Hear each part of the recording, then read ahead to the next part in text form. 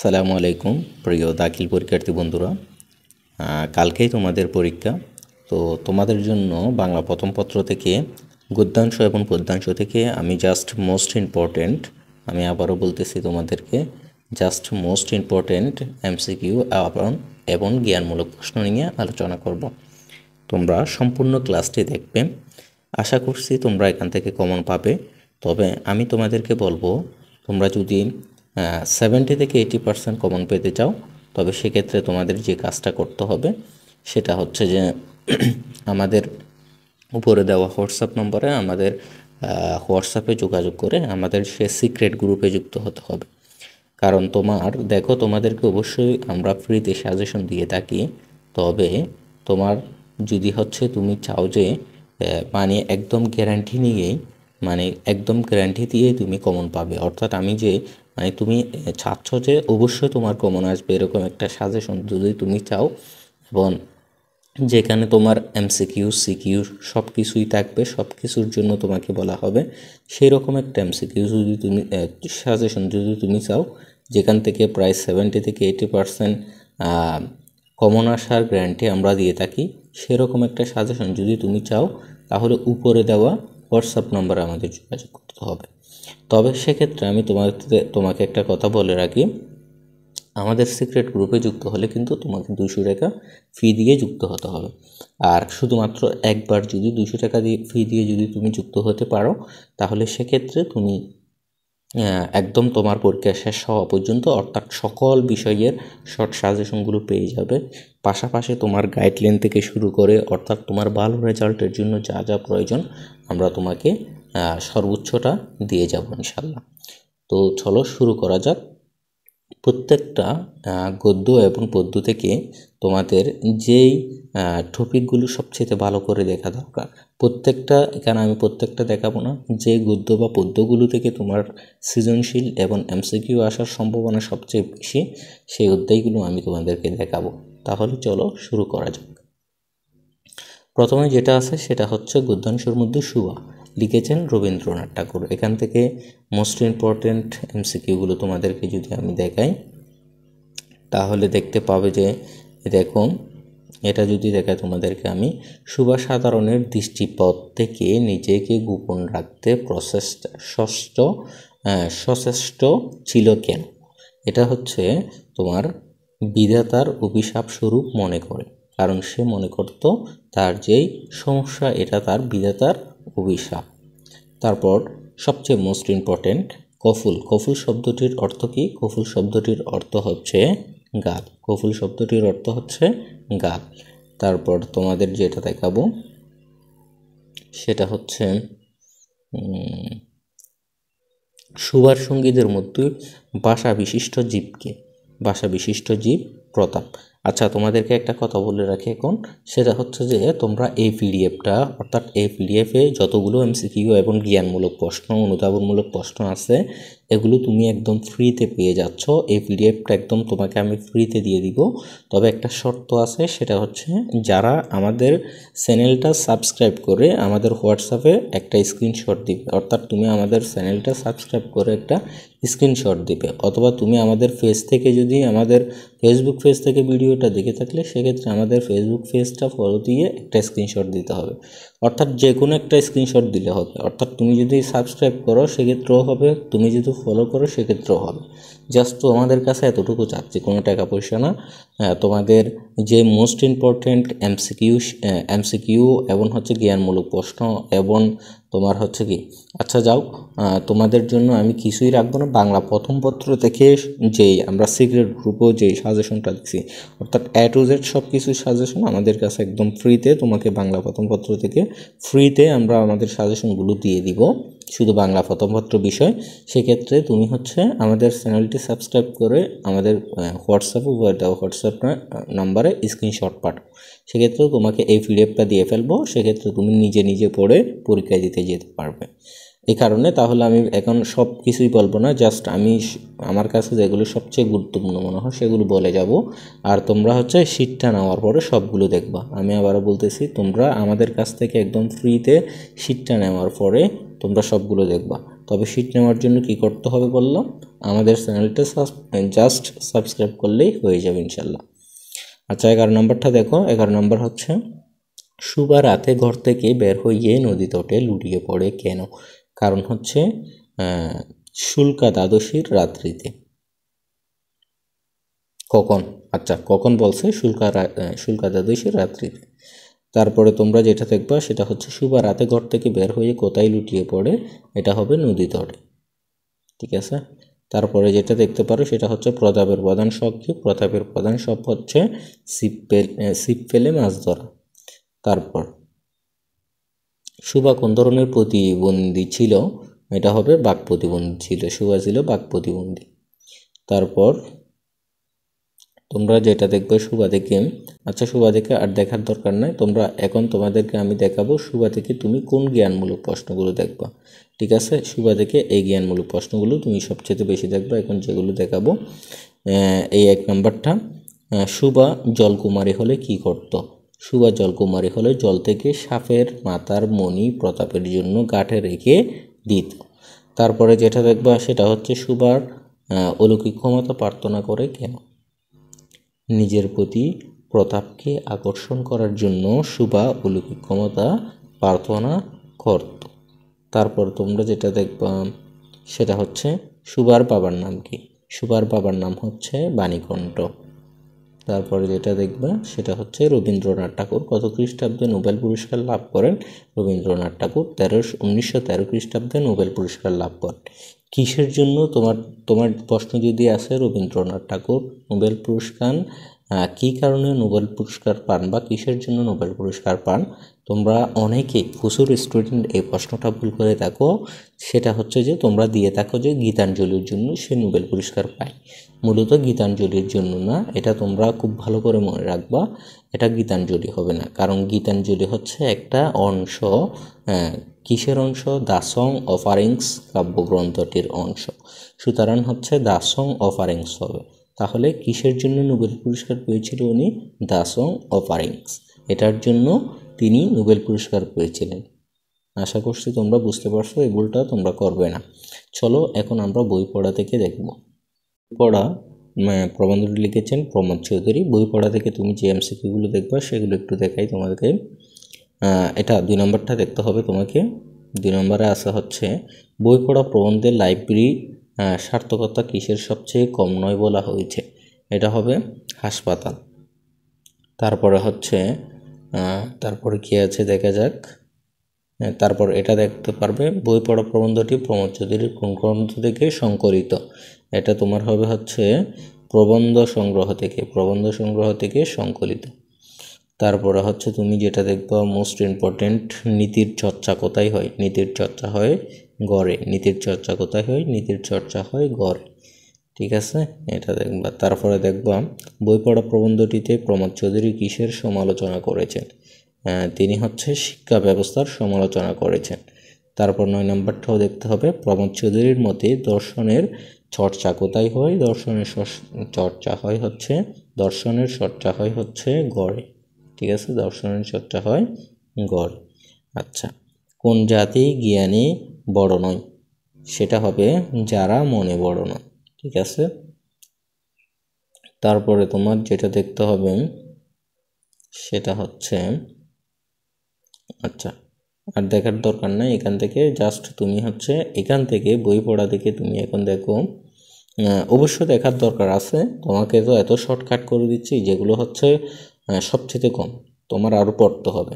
তো তুমি এই শিটটা নেওয়ার জন্য একটা কাজ করো। এই শিটটা তুমি নেওয়ার জন্য তুমি হচ্ছে জাস্ট দ্রুত আমাদের চ্যানেলটি সাবস্ক্রাইব করো, অথবা আমার ফেসবুক পেজটি ফলো দিয়ে তুমি হচ্ছে জাস্ট একটা স্ক্রিনশট পাঠাও। অর্থাৎ তুমি শুধু আমাদের চ্যানেলটি সাবস্ক্রাইব করো অথবা একটা ফেসবুক পেজ ফলো দিয়ে যদি স্ক্রিনশট পাঠাও আমাদের দেওয়া হোয়াটসঅ্যাপ নম্বরে, তাহলে হয়ে যাবে ইনশাল্লাহ।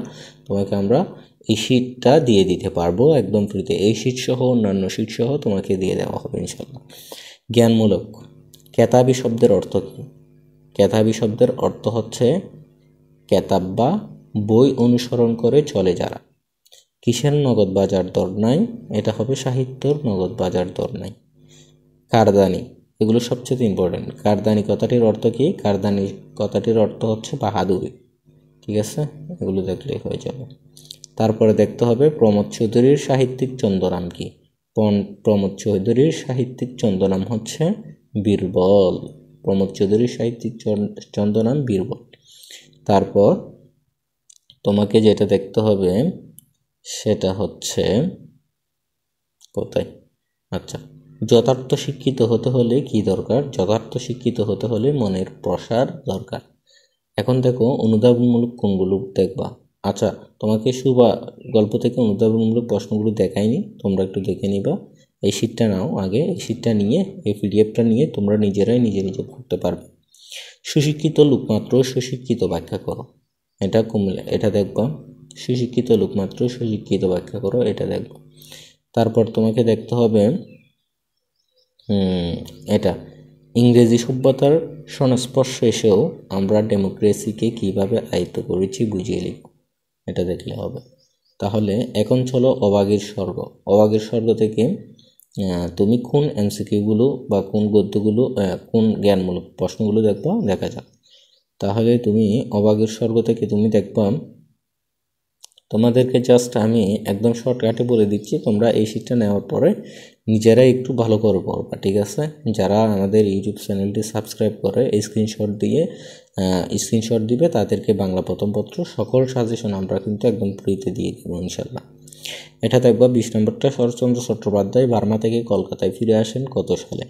এটা হবে 1916 সালে। 1916 সালে। শরৎচন্দ্র চট্টোপাধ্যায় কত সালে জগত্তারিণী পদক লাভ করেন? এটা হচ্ছে 1920 সালে। সবচেয়ে মোস্ট ইম্পর্টেন্ট দুটো। শরৎচন্দ্র 1936 সালে কোন বিশ্ববিদ্যালয় থেকে ডিলিট উপাধি লাভ করেন? এটা হবে ঢাকা বিশ্ববিদ্যালয় থেকে। আচ্ছা, তারপরে হচ্ছে এখানে এই এমসিকিউগুলো দেখতে হবে না, তুমি শীট নিয়ে দেখতে পারো, ঠিক আছে? এখানে আমি ক্লাস বড় হয়ে যাচ্ছে কারণে বলতেছি না। তো জ্ঞানমূলকের মধ্যে তুমি যেগুলো দেখবো আমি বলবো সেগুলো হচ্ছে যে 4 নম্বরটা, গ্রামে কে নারী দেখতে জানতো?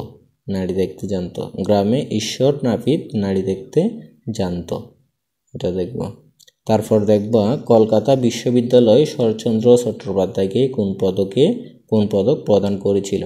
এটা হবে কলকাতা বিশ্ববিদ্যালয় শরৎচন্দ্র চট্টোপাধ্যায়কে জগত্তারিণী পদক প্রদান করেছিল, ঠিক আছে? এগুলো দেখবা।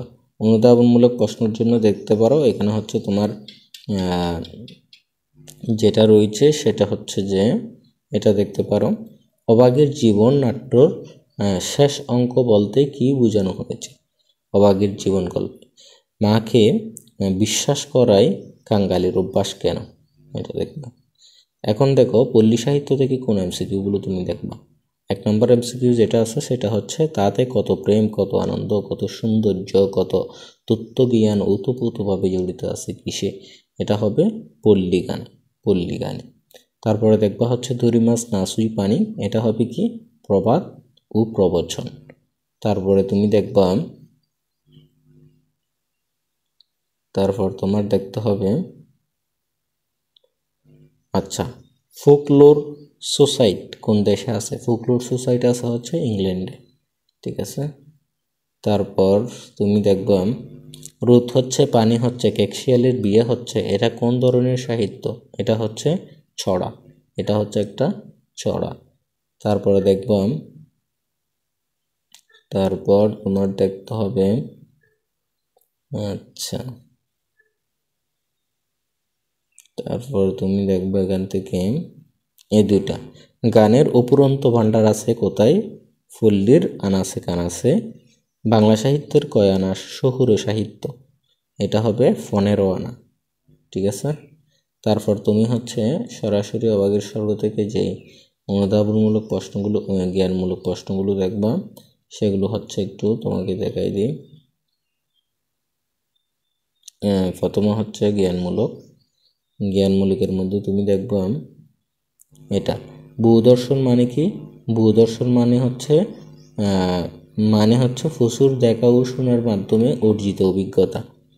তারপর মনসুর বায়াতি কে ছিলেন? মনসুর বায়াতি ছিলেন দেওয়ান মদিনা লোকগাথার প্রখ্যাত কবি, ঠিক আছে, তোমাদেরকে জ্ঞানমূলক যেগুলো দেখাচ্ছে এগুলো কিন্তু এমসিকিউর জন্যও গুরুত্বপূর্ণ। আজকাল বাংলা সাহিত্যর কত আনা শৌখরী সাহিত্য, এটা হবে হচ্ছে 15 আনা। ঠিক আছে, এখানে দেখুন এটার উত্তর তো দেয় নাই। ঠিক আছে, আচ্ছা, প্রবাদ বাক্য কি? দীর্ঘদিন ধরে লোকমুখে প্রচলিত বিশ্বাসযোগ্য কথা বা জনশ্রুতিকে প্রবাদ বলে। ঠিক আছে, তারপর অনুধাবনমূলক প্রশ্নের জন্য দেখবা নসত নসেট এই সকল কেবল ভুয়া, কেবলই পক্ষিকার বলতে লেখক কি বুঝিয়েছেন। তারপরে দেখবা এখান থেকে এটা দেখলেই হয়ে যাবে। তো এরকম কয়েকটা জাস্ট আমি তোমাদেরকে ধরে দিচ্ছি। আমাটির ব্রেফু থেকে যে এমসিকিউগুলো তুমি দেখবা সেগুলো একটু তোমাকে দেখাই দিই। আমাটির বেফু থেকে তুমি দেখবা আমাটির বেফু গল্পের রোয়াক শব্দটি কি অর্থে ব্যবহৃত হয়েছে? এটা হচ্ছে ঘরের সামনের কলা বারান্দা অর্থে ব্যবহৃত হয়েছে। তারপরে দেখবা আচ্ছা, তারপরে তোমরা দেখবা হচ্ছে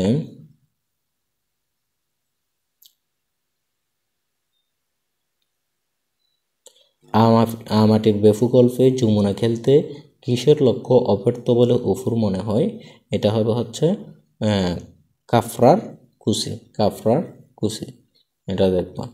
তারপরে তোমরা আচ্ছা, উদ্দীপক দিয়ে একটা আছে, এটা আচ্ছা উদ্দীপক বড়, এটা না। তোমাদেরকে আমি জাস্ট বলবো যে তোমাদেরকে তো আমি এখানে জাস্ট কয়েকটা দেখাচ্ছি, তোমরা হচ্ছে দ্রুত হচ্ছে আমাদের এই সাজেশনটা কালেক্ট করে নাও। আমাদের চ্যানেলটি সাবস্ক্রাইব করে তোমরা দ্রুত এটা কালেক্ট করে নিলে সেক্ষেত্রে নিজে নিজে পড়তে পারবে। দুর্গার বয়স কত? দুর্গার বয়স হচ্ছে 10-11। তারপরে হচ্ছে যেটা দেখবা সেটা হচ্ছে কোথায় গেলাম, হরিহর কাজ সেরে কখন বাড়ি ফিরল? হরিহর কাজ সেরে দুপুরে কিছুক্ষণ পর বাড়ি ফিরল। ঠিক আছে, এটা। তারপরে দেখবা আজকাল লক্ষ্মী কোথায় বাধা পড়েছে? আজকাল চাষাবাদের ঘরে লক্ষ্মী বাধা পড়েছে। তারপর ফিজরাফুলের আসামি কি? আসামি হলো কাছাই পড়ে থাকা অবহেলিত আসামি। তারপর দুর্গা নিরীহ মুখে বাড়ির মধ্যে ঢুকলো কেন? দুর্গা নিরীহ মুখে মায়ের বইয়ে নিরীহ মুখে বাড়ির মধ্যেই ঢুকলো। তারপরে তোমরা দেখবা হচ্ছে এখান থেকে তোমার তো আবার গল্প করে বেড়ানোর স্বভাব, কথাটি বুঝিয়ে লিখো, এটা দেখবা। তারপরে দেখবা হচ্ছে আজকাল চাষাদের ঘর লক্ষ্মী বাধা বলতে কি বোঝানো হয়েছে, এটা দেখবো, হয়ে যাবে। তারপর মানুষ মোহাম্মদ সাল্লাল্লাহু আলাইহি ওয়াসাল্লাম থেকে যে এমসিকিউগুলো দেখবা সেগুলো হচ্ছে যে কোথায় সত্য প্রচার করতে গিয়ে হযরত মুহাম্মদ সাল্লাল্লাহু আলাইহি ওয়াসাল্লাম কস্তারঘাতে আহত হন? এটা হবে তায়েফ। ঠিক আছে, তারপর তোমরা এরপরে যেটা দেখবা সেটা হচ্ছে যে কোথায় গেল, এটা কবি নবীত্ব লাভের শুরু থেকে মক্কার কাফিররা অমানসিক অত্যাচার শুরু করে মুহাম্মদ সাল্লাল্লাহু আলাইহি ওয়াসাল্লামের উপর। ঠিক আছে, এটা তারপরে দেখবো মক্কা বিজয়ের দিন কাফেররা কার সাথে হাঙ্গামা বাঁধিয়ে দেয়? এটা হবে খালিদের সাথে। ঠিক আছে, দেখবাম। তারপরে দেখবাম এখান থেকে তো আর এমসিকিউ নাই, তোমরা এগুলো সবগুলো দেখে নিবে অবশ্যই। শুধুমাত্র এখান থেকে সৃজনশীল বাদে সকল এমসিকিউ এবং হচ্ছে জ্ঞানমূলক এবং অনুধাবনমূলক প্রশ্নগুলো তোমাদের জন্য খুবই গুরুত্বপূর্ণ, সেগুলো তোমরা দেখে নিবে। এখান থেকে দেখবা তায়েফ কোথায় অবস্থিত। তারপরে দেখবা হচ্ছে পরহিত বদ্রী অর্থ কী? ঠিক আছে, পরহিত বদ্রী কি? ঠিক আছে, এটা দেখে নিব। তারপরে হচ্ছে তোমরা দেখে নিবা ফুলক দীপ্তি অর্থ কী? ফুলক দীপ্তি অর্থ আনন্দের উদ্বাস। হিজরত অর্থ পরিত্যাগ। ঠিক আছে, এগুলো দেখবা। তারপরে তোমরা দেখবা হচ্ছে দ্বি শব্দের অর্থ কি। দ্বি শব্দের অর্থ হলো বুদ্ধি, ঠিক আছে। কারা পরাহিত ব্রতৃ দম্পতি আবু মাবাত, ঠিক আছে। ইসলামের দ্বিতীয় খলিফা। আচ্ছা, ফুত্তলিক শব্দের অর্থ হলো মূর্তি পূজক, ঠিক আছে। তারপরে তোমরা দেখবা হচ্ছে এগুলো দেখার দরকার নাই। নিম গাছ, নিম গাছ থেকে নিম গাছ লিখেছে বনফুল। বনফুল হচ্ছে রবীন্দ্রনাথ ঠাকুরের একটা ছন্দনাম আর কি। নিম গাছের দিকে মুগ্ধ দৃষ্টিতে তাকিয়ে রইল খে, এটা হবে কবি, ঠিক আছে। এটা দেখবা। তারপর তোমাকে দেখতে হবে কোনটি ঘটলে বিজ্ঞরা খুশি হন, এটা হবে বাড়ির পাশে নিম গাছ গজালে। বাড়ির পাশে নিম গাছ গজালে বিদ্যরা খুশি হন। তারপর দেখবা বালাইচাঁদ মুখোপাধ্যায়ের ছন্দনাম কি। বালাইচাঁদ মুখোপাধ্যায়ের ছন্দনাম হচ্ছে বনফুল। আচ্ছা সরি, এটা আমি রবীন্দ্রনাথ ঠাকুর বলেছি, এটা সরি, এটা ভুল হয়েছে। এটা হবে বালাইচাঁদ মুখোপাধ্যায়ের ছন্দনাম হচ্ছে বনফুল, ঠিক আছে। তারপর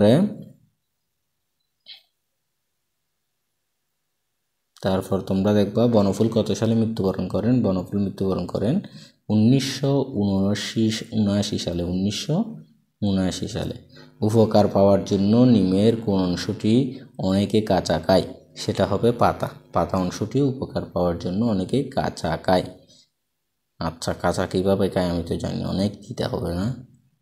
আচ্ছা যাই হোক, তো এরপরে নিম গাছ থেকে তুমি যেই জ্ঞানমূলক বা অনুধাবনমূলক প্রশ্নগুলো দেখবা সেগুলো একটু করে তোমাকে দেখাই। জ্ঞানমূলকের মধ্যে এই প্রশ্নটা সবচেয়ে মোস্ট ইম্পর্টেন্ট, সেটা হচ্ছে যে বনফুলের প্রকৃত নাম কি। বনফুলের প্রকৃত নাম হচ্ছে বালাইচাঁদ মুখোপাধ্যায়, ঠিক আছে। এটা দেখবো ভালো করে, এটা কত বোর্ডে আসছে তুমি নিজেই চিন্তা করে, নিজে ভালো করে দেখে নাও। তো তারপরে দেখবো হচ্ছে নিম গাছের কোন গাছের ছাল পাতা চর্মরোগের অব্যর্থ মহা ওষুধ। নিম গাছের ছাল পাতা চর্মরোগের অব্যর্থ মহা ওষুধ, ঠিক আছে। তারপরে দেখবা লোকে নিম গাছের কচি ডাল চিবিয়ে কেন খায়, ঠিক আছে। চিবাই কেন, লোকে নিম গাছের কচি ডাল চিবই কারণ এতে দাঁত ভালো থাকে, ঠিক আছে। তারপরে দেখবা কারা নিম গাছের প্রশংসায় পঞ্চমুখ, এটা হবে কবিরাজরা নিম গাছের প্রশংসায় পঞ্চমুখ। তারপরে দেখবা নিম গাছ গল্পটি কোন ধরনের গল্প। নিম গাছ গল্পটি একটি প্রতীকী গল্প, প্রতীকী, ঠিক আছে। তারপরে জ্ঞানমূলক প্রশ্নগুলো দেখে নিবা তোমরা দ্রুত। আমি বলবো যে দ্রুত শিটটা সংগ্রহ করে নাও, জাস্ট আমাদের চ্যানেলটা সাবস্ক্রাইব করে একটা স্ক্রিনশট নাও, সেটা হচ্ছে উপরে দেওয়া হোয়াটসঅ্যাপ নম্বরে আমাদেরকে পাঠিয়ে দাও।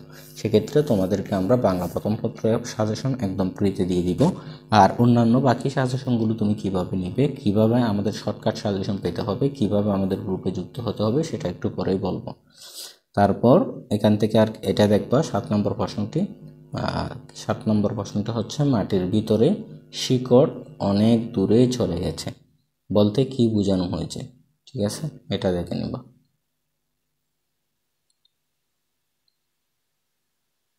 অপেক্ষিত শক্তির উদ্বোধন থেকে তুমি কোন এমসিকিউগুলো দেখবা। অপেক্ষিত শক্তির উদ্বোধন থেকে তুমি যেগুলো দেখবা সেগুলো হচ্ছে যে কাজী নজরুল ইসলাম রচিত প্রবন্ধ কোনটি।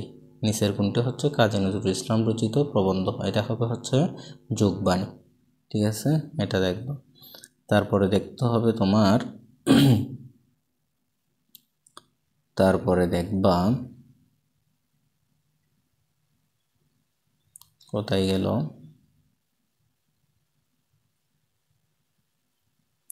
তারপর দেখবা কাজী নজরুল ইসলাম কত খ্রিস্টাব্দে আচ্ছা কত সালে মারা যায়, এটা দেখবা 1974 সাল। আর জন্মগ্রহণ করে 1899 সালে। তারপর দেখবা আচ্ছা জ্ঞানমূলক প্রশ্নের মধ্যে তুমি কোনগুলো দেখবা অপেক্ষিত শক্তির উদ্বোধন থেকে, সেটা একটু তোমাদেরকে দেখাই দিই। তুমি দেখবা হচ্ছে কোনটি আত্মার ধর্ম নয়। কোনটি আত্মার ধর্ম নয়, মানুষ হয়ে মানুষকে অপেক্ষা করা, ঘৃণা করা বা ঘৃণা করা আত্মার ধর্ম নয়।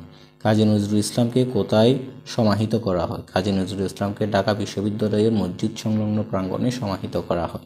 ঠিক আছে, এটা দেখব। তারপরে দেখব হচ্ছে ভারতের অসাধ্য সাধন করেছিল কে? ভারতের মহাত্মা গান্ধী অসাধ্য সাধন করেছিল। বুধনবাসী কি? বুধনবাসী হচ্ছে বুধকে জাগিয়ে তোলার বাসী। সবচেয়ে মোস্ট ইম্পর্টেন্ট, ভালো করে দেখবা। তারপর অনুধাবনমূলক প্রশ্নের মধ্যে তুমি দেখবা হচ্ছে দেখিবে বিশ্ব তোমাকে নমস্কার করিবে, ব্যাখ্যা করো এটা। তারপরে দেখবা আচ্ছা, আর দেখার দরকার না, শিক্ষা ও মনুষ্যত্ব থেকে তুমি যেগুলো দেখবা সেগুলো আমি দেখাচ্ছি না।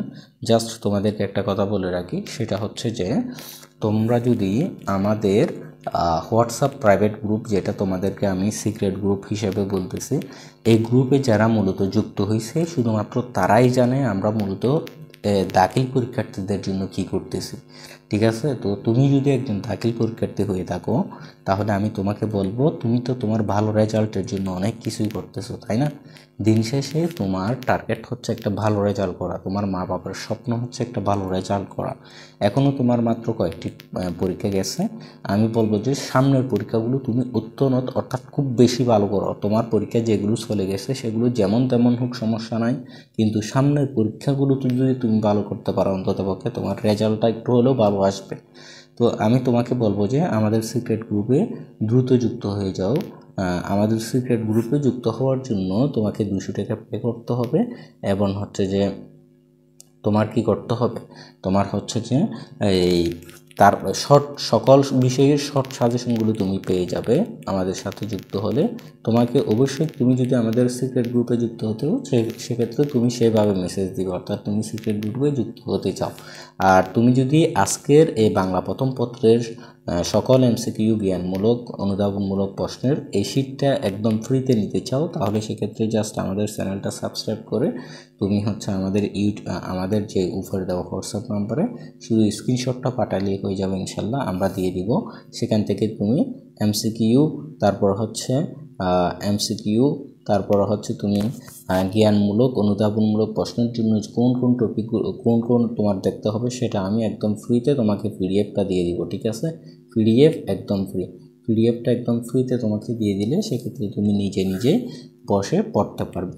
তাহলে সবাই ভালো থাকবে, সুস্থ থাকবে। আর সবার আগে আমাদের সাজেশনটি পেতে, সবার আগে তুমি হচ্ছে তোমার সাজেশন ক্লাসগুলো পেতে আমাদের চ্যানেলটি অবশ্যই সাবস্ক্রাইব করে আমাদের সাথে যুক্ত থাকবে। সবাই ভালো থাকবে, সুস্থ থাকবে। আসসালামু আলাইকুম।